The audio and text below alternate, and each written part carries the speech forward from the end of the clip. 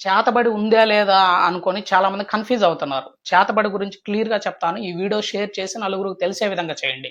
చేతబడులు ఉన్నాయా? ఏమున్నాయి? ఏం లేవో నేను చెప్తా వినండి.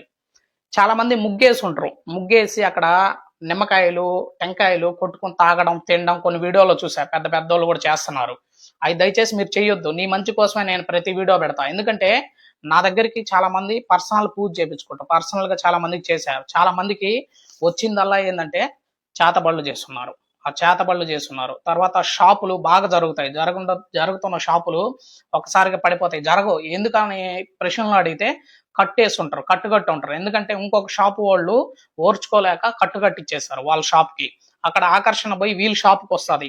అట్లా కట్టుకడతారు. భార్యాభర్తల వశీకరణం. వశీకరణం ఉందండి. వశీకరణం చేసుకుంటున్నారు కూడా చాలా మంది.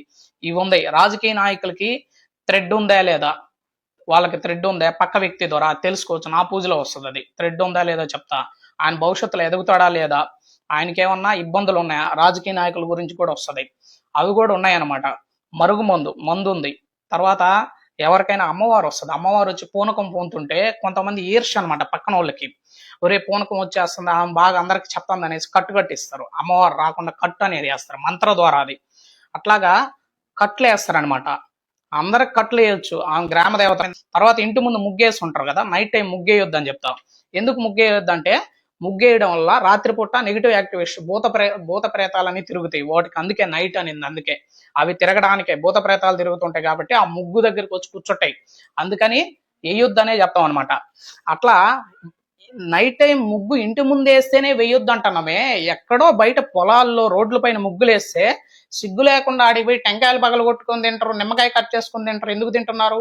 ఉన్నాయిరా బాబు, అవన్నీ ఉన్నాయి. ఒక దెబ్బ తగిలింది అనుకో, అనుభవం వచ్చిందనుకో, అప్పుడు తెలిసి వస్తుంది. నేను ఏ వీడియో చేసినా మీ మంచి కోసమే నేను చేస్తాను. దయచేసి మీరు ఎవరు కూడా ఆ వీడియోలు నమ్మొద్దండి. ఓన్లీ లక్షల్లో షేర్ చేసేసి అందరు కామెంట్లు పెట్టున్నారు. నేను చూసా ఒక వీడియో, అవి నేను చెప్పను ఎవరు చేశారో, చాలా మంది చేస్తున్నారు.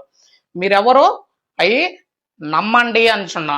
నమ్మండి, ఉన్నాయి, నిరూపిస్తా కూడా. ఎందుకంటే నేను చేసే పూజలో వచ్చిందండి, అవన్నీ వచ్చాయి. అట్లాంటివి ఉన్నాయి, చేపిస్తున్నారు, చూశాను, నా కళ్ళారా చూస్తున్నాను, నా పూజలో చూస్తున్నాను. చాలా మంది బాధల్లో కష్టాల్లో కూడా అడుగున్నారు షాపుల గురించి, వాళ్ళ ఇంటి గురించి, అన్ని ఏ టు జెడ్ అనమాట. మీరు అది నమ్మండి, ఉన్నాయి.